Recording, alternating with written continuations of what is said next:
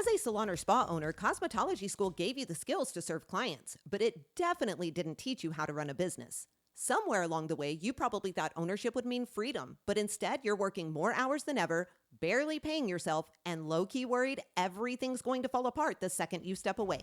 Welcome to the Beauty Biz Breakdown, where we give you the real strategies, systems, and structure that you need to fully step into the CEO seat in your beauty business.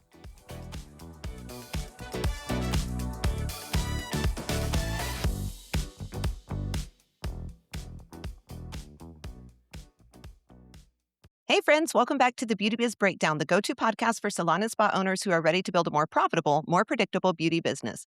I'm Brie, and as always, I've got Chandra here with me. Hey girl, Hello, hello. how are you? Doing good. Just, life, getting these children back to school and, dealing with all the fun stuff. And it's raining here again. I think last week I was saying that we were having some crazy storms. We've just been, I don't know. I thought I lived in the desert, but I feel like I live in a tropical place now. Well, like I said, the weather has been crazy. It's been very, very weird in Texas too. So we're just rolling with it around here. That's all we can do. Awesome. Well, hopefully those kiddos get in school and have a great year. That's what we're I hoping hope for. so. Yeah, that's crazy. Every year you forget how much craziness happens trying to get them back, and then they get back, and you're like, "Okay." It's just, one of those things. It's kinda nice, though, I think, when they're in school because you're on more of a schedule. That's what my daughter and I were talking about yesterday evening. I was like, "It's kinda nice because there's just scheduling," which I love organization and scheduling, so for me, that is the way to go. So I think it's kind of a good thing. Yeah, no, for sure. It's much more regimented, and everybody's much happier that way. Agreed 100%. All right, well, let's get into it today. We are going to be talking about business and personal money because this is something that I'm seeing everywhere. And I know that we've discussed it before, but we got to talk about it again because it's just all over the place. I just think it's an important topic. So, if you're out there and your business and your personal money have been in a relationship for a little too long, today's episode is going to be more of an intervention for you. We're going to break them up for good. Guys, this is something you have to do. There's going to be no more mixing them, no more anything, no more back and forth crap. It has got to be done. You have to get it done. And I already know what some of you out there are going to be thinking, Bree, but it's just me. I made the money. It's my business. I am the business. What's the big deal? Well, we're going to answer that for you. And then we're going to dig into why this one habit could be quietly wrecking your ability to know if your business is actually making any money at all. So let's answer that question about why, if it's just you, does it matter? Because I think Chandra and I hear this constantly from people. So even if you're a solo owner, this doesn't matter. It doesn't matter if you have 0 employees. The business still has its own income. It has its own bills. It has its own expenses. And hopefully it has its own profit. Those are the things you have to think about. When all of that is mixed in with your personal finances, you can't clearly see what is happening inside of your business at all. And that's true, like I said, whether you're solo, honestly, whether you have 2 employees or whether you have a team of 80. The number of chairs doesn't really change the problem at all. It's kind of wild what Chandra and I see sometimes when we start digging into the finances of salon and spa owners. We have seen some pretty crazy stuff. There's times where we can be on a strategy call and see the business account paying for things like groceries and the personal account paying for things like salon supplies, the business account covering a car payment maybe, and the personal credit card paying for team education. We've literally watched an owner transfer money from the business into their personal account because the mortgage was due, and then transfer it right back into the business a few days later because now they have to order retail. Like the money is basically playing ping pong between these accounts, except nobody is keeping score of who's losing. And that's the big problem. When we start asking questions about those transactions, you can tell that the owner doesn't feel like any of them were a big deal when they happened. The owner just kind of uses whichever card was already in her hand or whichever account had enough money in it at the time. And I think a lot of you guys tell yourself, I know what that charge was for, and I'll just go in and clean it up later.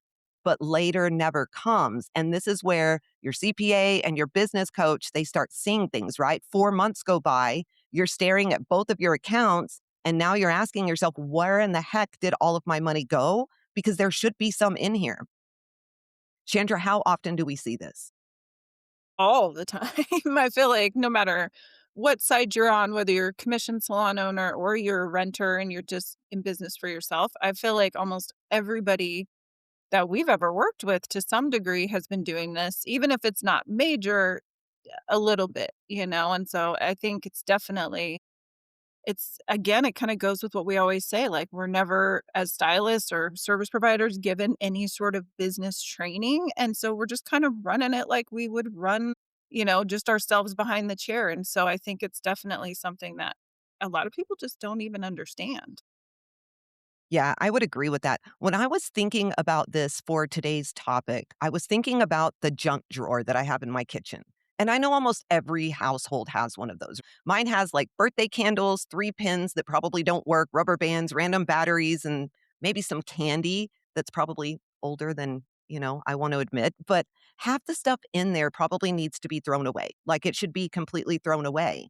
But I keep adding to it because dealing with it doesn't feel like something I wanna do, like, it's just too much for me to handle, and I know that sounds stupid with a junk drawer, but I think this is exactly what happens when you mix your business and personal money. You kinda create one giant financial junk drawer filled with business bills, personal bills, random transfers, subscriptions, and who knows what else. And one of the things that I think we see a lot are things like Amazon, Chandra, because that is like those expenses that can be really, really hard to keep up with if you're mixing things.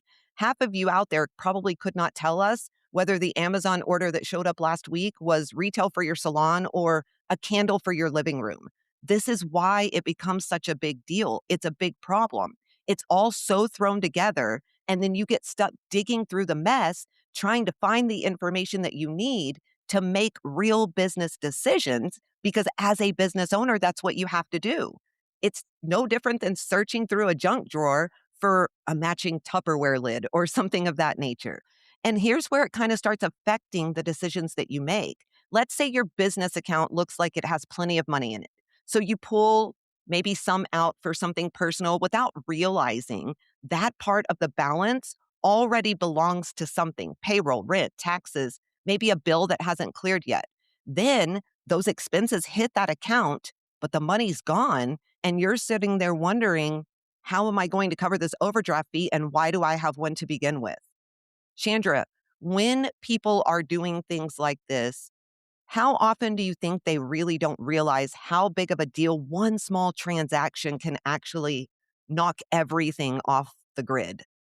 Yeah, I think that they don't think it's a big deal at all, and I think that, I mean, I've been guilty of it in the past too, and it's like you're living in the moment, right? So it's like, "This is due, I need to buy this, I have money here, I'm just gonna buy it." Like, you're not even thinking farther ahead as to what that means. Maybe you don't even have the money to buy those things right now or, something like that, but we just think, "Oh, well, I need this, I'm gonna do this." We're just living in that moment in that exact time instead of thinking about the future of our business or even our personal, finances. Yeah, and I think that's what people always think, that it happens kind of the way that we're talking about. Like people take personal money out of the business.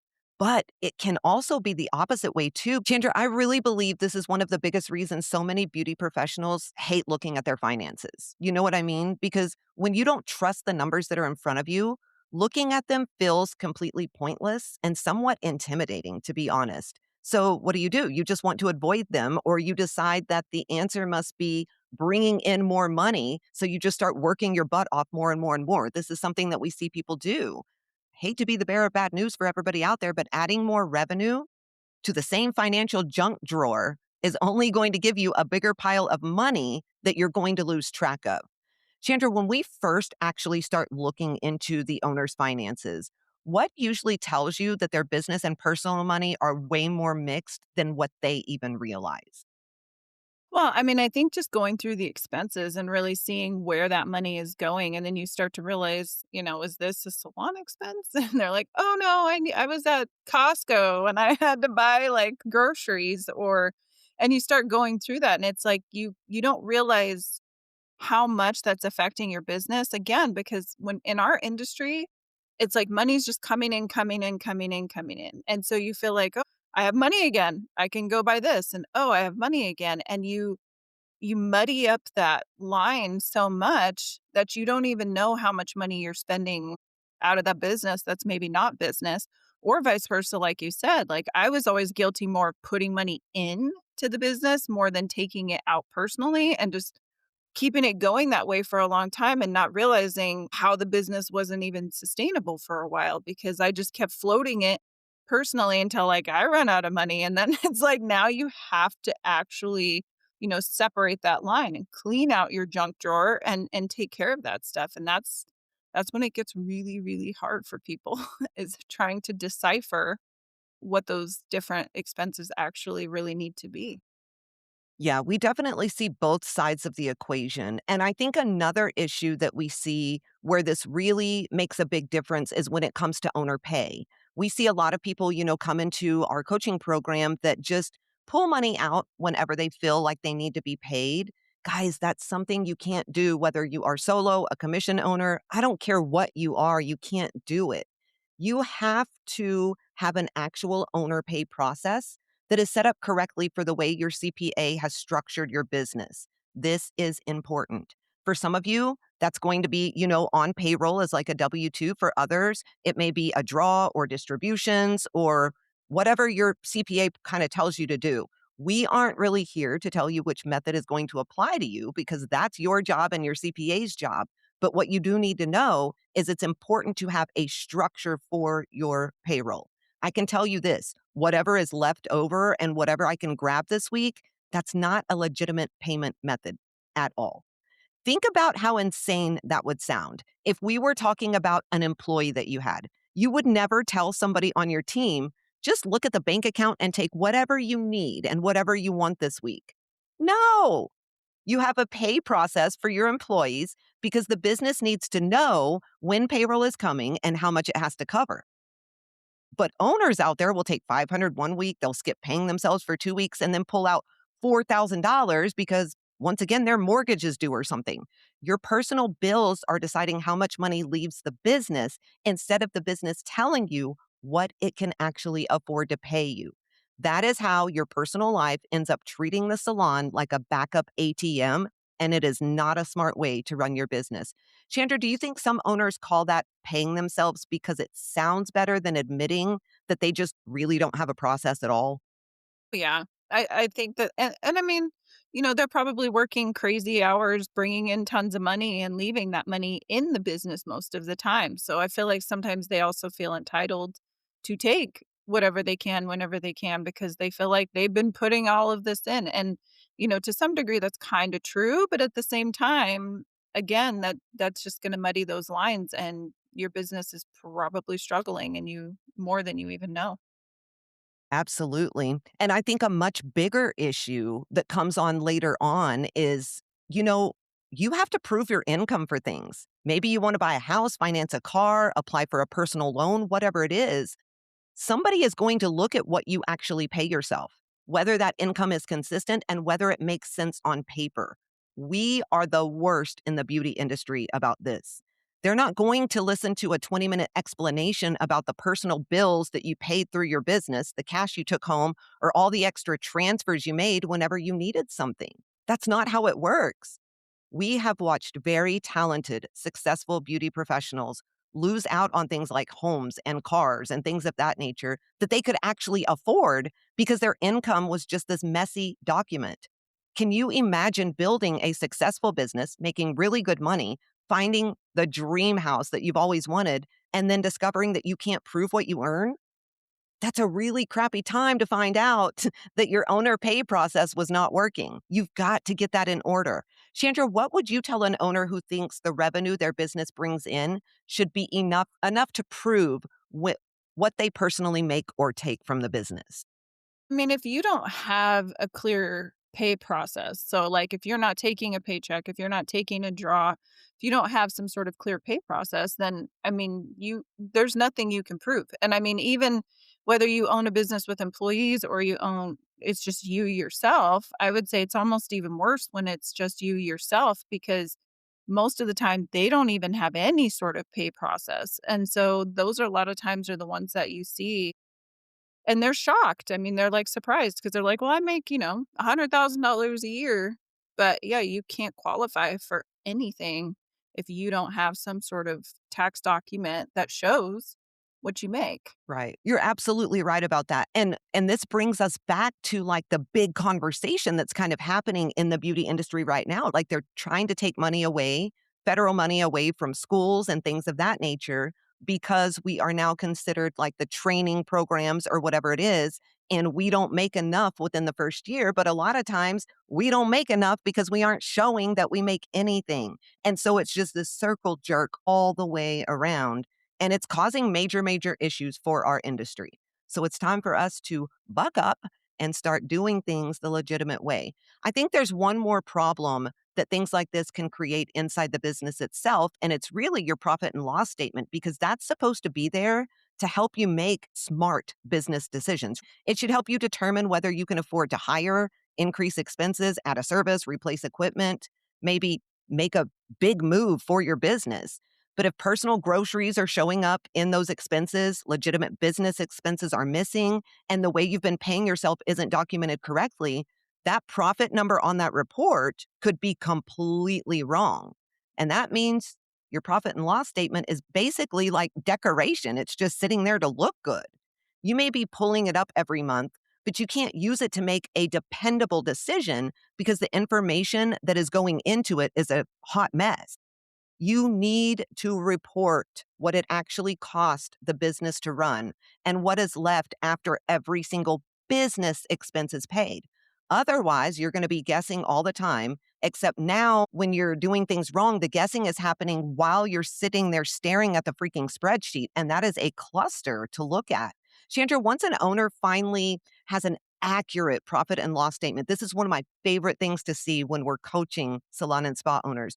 What does that allow them to do differently inside of their business?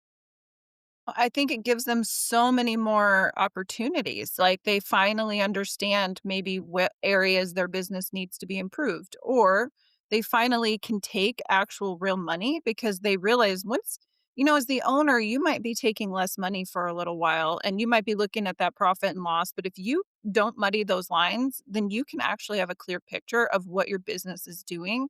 And then you can start increasing your pay.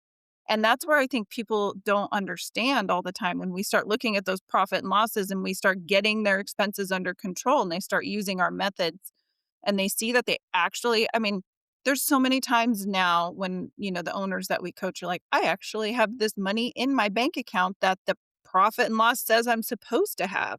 And before, it might say you have money, but you didn't have any money at all. And you're like, how does this even work? And so it's amazing to see that. And then it's like, okay, cool. Now you can take a bigger draw, or now you can increase your pay, or now you can do that remodel you want to do, or buy this, or, hire more people, whatever that looks like. But if you don't have that accurate snapshot, you don't even know what you can do. And so that just gives them that freedom and that opportunity. Yeah, it's absolutely your compass for everything. And I love when we are on like one on one calls with some of our members and they're like, you know what? We've had 2 really slow months, but I'm not freaking out because all of my accounts that you guys had me set up have money in them. And so I'm okay. They have to go in for an emergency surgery. They know they're going to be okay. They can see those numbers, the peace of mind that it gives them. It gives me chills because, when they come into the program, they are just all over the place and usually a hot mess and crying and upset in all kinds of ways. But just following a very simple system, which every beauty business owner can follow, drastically changes their outlook in so many ways.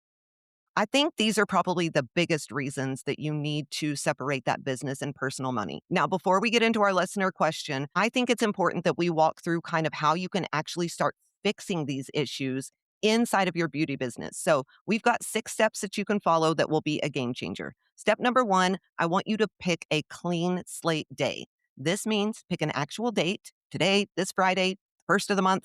I don't care, but write it down. This is the date that you are going to stop creating new mess in your financials. From here forward, nothing's going to get mixed. Now, as for everything before the date that you choose, don't try to untangle all of it like in 24 hours. It's going to give you a massive headache. That's a conversation for maybe your CPA to have with you. And we're going to talk about that in a second. But Pick the date. The point of the date isn't to erase the past, it's to stop adding to the mess, okay? Step number two is do a real 30 to 60-day look back and actually categorize what you find. So, this is something when you have time that you really want to do. Pull your last two statements from both accounts and go line by line. For every charge, ask one question. Does it belong to the business or does it belong to me personally? You're going to need to know this moving forward. And don't judge yourself. Don't be hard on yourself. You're just sorting things a little bit. You're probably going to find maybe three categories that pop up: personal stuff that came out of the business account, business stuff that came out of your personal account, and maybe subscriptions or auto payments that are sitting on the wrong card entirely. Write down the actual dollar total for each of those categories. That number is usually the moment that this stops feeling kind of abstract because now you can see exactly how much bleed there is between the two. Step number three is fix the plumbing, not just the symptoms. I know that sounds weird, but that's something my dad taught me a long time ago. This is the step most people skip, and it's the one that actually stops the mess from rebuilding itself. So go through your saved payment methods: Amazon, your booking software, your supply vendors, every single subscription. Subscriptions are where I find the most money every single month. It's crazy. And I want you to move each business charge to the business account or business debit card, okay? Then move every personal charge to the personal card, personal debit card, whatever it is. I also want you to take the business debit card out of your wallet if it is the one that you grab out of habit for everything. This isn't a one time cleanup. It's just you removing the easy path to put yourself back into the mess. If you do not fix the plumbing, you're going to be back here doing this exact same exercise 4 months from now, and you're going to repeat it every single year, probably. Step number four is build your actual owner pay. So talk to your CPA about the right mechanism for how your business is legally structured. Is it going to be a payroll? Is it going to be draws? Is it going to be distributions? Whatever it is, get that handled with them. Step number five, and this is a BBA specific step. Do not skip it. For the next 60 days, stop putting new business expenses on a credit card. I'm going to go further and say stop putting any business expenses on a credit card. Once you have the account separated and all of your payments, are coming from the right places, just spend the next 60 days using only the debit card or automatic ACH withdrawal from that checking account. Do not use your credit card. That's hard for some of you. I don't care about your points. You can start racking them up later on. Don't do it. And then step number six is choose one place to track your business money and to keep it updated. You have to have a place where you can see everything. What came in, what was spent, what you paid yourself, what's left over. It can be a spreadsheet, your accounting software, a business tracking tool. I don't care. At the Beauty Biz Agency, we have a Savvy tracker that is amazing for this. But for those of you that don't have access to it, just figure something out. Chandra, anything you would add to those 6 steps?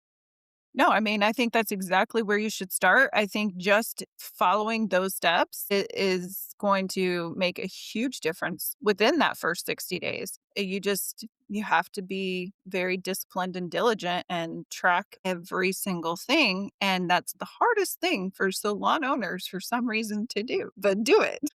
It is. Salon owners and money they just don't go hand in hand. It's just one of those things. But we can fix it. I promise you, you can fix it if you want to. Okay, before we wrap up, let's get to today's listener question. This one came from Tony in San Francisco, California. And she said, how do I know if I'm actually making a business decision or a smart business decision, or if I'm just kind of making a decision because I'm overwhelmed and I want problems off of my plate? Chandra, what do you got? Well, I mean, I think if you're making a decision when you're overwhelmed, it's probably not going to be a good business decision, number one. And I think you have to really sit down and, just write things out or decide what is the decision is that you're trying to make, whether it's something financial, something internal with your team, or whatever that looks like. Really think about it, take the time. I don't feel like there's really any decision that needs to happen like instantly for the most part. I mean, might feel like it needs to happen instantly, but when you really take the time to actually think about it, put it down on paper, see what that's going to look like if you make that decision, then you have time to do that. And I think that's what we forget. We think in the moment and we're just like, I have to make a decision right now on this. And then half the time it is a bad decision because we didn't think through all the variables. So that would be my suggestion. Yeah, I agree with that. And I think also if you're ever telling yourself, I don't care anymore, I just want to get this done, that is not something that you need to be deciding in that moment. I was the queen of that for a very, very long time, and it put me in a lot of bad positions. So just know the difference between strategy and overwhelm and make sure that you divide those and take your time. Like Chandra said, that's so freaking important.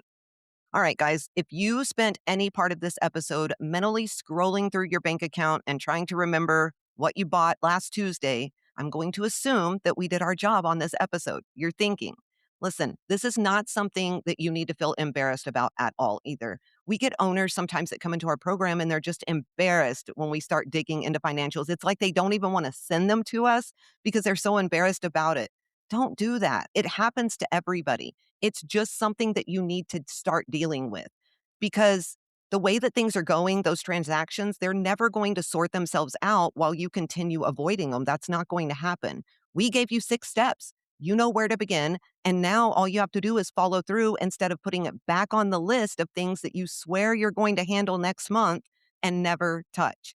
If this episode brought up bigger questions about your profit, about your pay, or what the heck is actually happening with the money inside of your beauty business, that is exactly what we help people with at the Beauty Biz Agency. So head over to our website, thebeautybizagency.com, grab some of our free resources, explore our coaching options, or you can book a free strategy call and salon audit with our team. If you have a spare second, please leave us a 5-star review. It really does help other salon and spa owners find the podcast. And also make sure that you're subscribed so you never miss an episode or any of the amazing stuff we have coming out at the Beauty Biz Agency. Chandra, how can our listeners stay connected? Yeah, make sure you're following us on all social media platforms at the Beauty Biz Agency on Instagram and Facebook, and the Beauty Biz Mentors on TikTok. And shoot us any questions you have in the messages. We'd love to hear from you guys and answer those on the air. Absolutely. That's a wrap of today's episode of the Beauty Biz Breakdown. Until next time, in the financial situationship, put your money where it actually belongs and give your business the chance to show you how well it is really doing. Now go out there, make bank, run the show, and ditch that chair. And as always, keep slaying those business goals with a whole lot of swagger.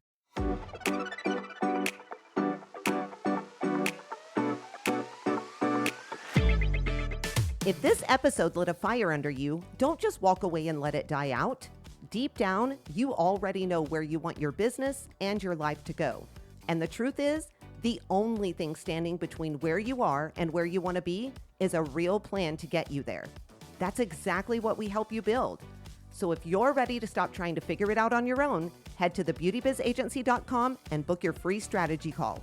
That call can give you the clarity that you've been needing and a real plan to move your business forward.